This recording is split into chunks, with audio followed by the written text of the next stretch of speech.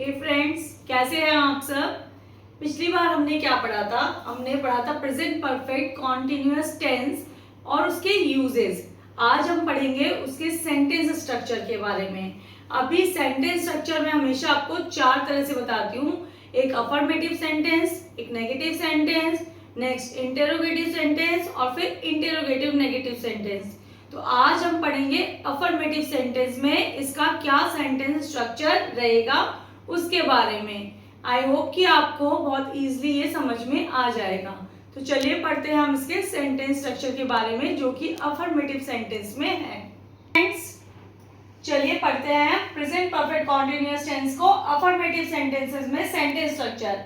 हमेशा की तरह अफर्मेटिव सेंटेंस में सबसे पहले होता है सब्जेक्ट, उसके बाद होता है हैज या हैव, जो कि पहले ही मैंने आपको प्रेजेंट परफेक्ट टेंस में बता दिया था कि हैज जो है वो सिर्फ थर्ड पर्सन सिंगुलर नंबर यानी ही, शी और इट के साथ आता है, थर्ड पर्सन सिंगुलर नंबर के साथ। और उसके बाद बाकी सबके साथ क्या आता है? हैव आता है। अभी देखिए, हैज और हैव के बाद हम बीन लिखेंगे और फिर वर्ब का first form and ING, then हम ऑब्जेक्ट लगाएंगे और उसके बाद आएगा सिंस और फॉर। अब देखिए, सिंस और फॉर कब आता है? सिंस मैंने पिछली बार भी आपको बताया था, सिंस जो है एग्जैक्ट पॉइंट ऑफ टाइम के लिए आता है और फॉर जो है पर्टिकुलर पीरियड ऑफ टाइम के लिए आता है। कुछ एग्जाम्पल के थ्रू इसको अच्छे से समझ लेते हैं। हमें पता ही है कि जो हैज है वो थर्ड पर्सन सिंगुलर नंबर के संग आएगा, तो जब जब थर्ड पर्सन सिंगुलर नंबर होगा तब हैज बिन लगेगा और बाकी सब टाइम हैव बिन लगेगा। तो चलिए पहला एग्जाम्पल देखते हैं। पहला एग्जाम्पल देखिए, हमारे पास है आई। आई जो है फर्स्ट पर्सन है, तो इसमें क्या लगाया हमने? I have been working on this report for 2 hours. इस रिपोर्ट पे मैं कब से काम कर रहा हूँ? 2 घंटे से काम कर रहा हूँ। मैं इस रिपोर्ट पर 2 घंटे से काम कर रहा हूँ। ठीक है, यानी काम बहुत पहले शुरू हो चुका है, 2 घंटे पहले शुरू हो चुका है और अभी तक चल रहा है। कॉन्टिन्यूअस एक्शन है ये आपका, अभी तक अनफिनिश्ड एक्शन है, खत्म नहीं हुआ है। नेक्स्ट देखिए क्या है? शी जैसे कि हमें पता ही है कि शी होता है थर्ड पर्सन सिंगुलर नंबर, तो शी के संग क्या लगाया हमने? Has. She has been studying since morning. वो कब से पढ़ रही है? मॉर्निंग से पढ़ रही है। उसके बाद क्या है हमारे पास? दे जो है वो है प्लूरल नंबर थर्ड पर्सन का, तो they have been playing football for 3 hours. वो 3 घंटे से फुटबॉल खेल रहे हैं।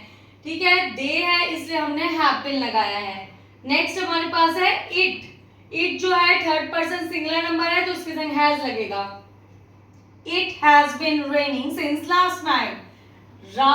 लास्ट नाइट का मतलब है कल रात, जो पिछली रात से बारिश कंटिन्यूअसली क्या है? हो रही है। We have been living in Mumbai since 2010। हम कब से मुंबई में रह रहे हैं? 2010 से मुंबई में रह रहे हैं, यानी काम कब से चल रहा है? 2010 से चल रहा है और अभी तक रहने का काम कंटिन्यूअस चल रहा है, खत्म नहीं हुआ है। तो we have been living in Mumbai since 2010। तो हम क्या बोल सकते हैं? हम 2010 से मुंबई में रह रहे हैं। The workers have been painting the house all week. Worker क्या है? कब से कर रहे हैं पेंट घर को? पूरे हफ्ते से। तो वर्कर पूरे हफ्ते से घर पेंट कर रहे हैं। ठीक है, आई होप कि आज जो भी मैंने आपको पढ़ाया सेंटेंस स्ट्रक्चर के बारे में अफर्मेटिव सेंटेंस में आपको समझ में आया है। अफर्मेटिव सेंटेंस वैसे ही स्टेटमेंट काइंड ऑफ सेंटेंस होते हैं, तो उसका जो स्ट्रक्चर है वो भी बहुत ही इजी होता है, तो बहुत इजीली ये समझ में आ जाता है। लॉजिक कहाँ पे होता है? हैज और हैव में। हैज और हैव अगर आपका कॉन्सेप्ट क्लियर है तो आपको ये हमेशा ही इजी लगेगा। तो मेरे चैनल को ज़रूर सब्सक्राइब करें और वीडियो को लाइक और शेयर ज़रूर करें। Thank you.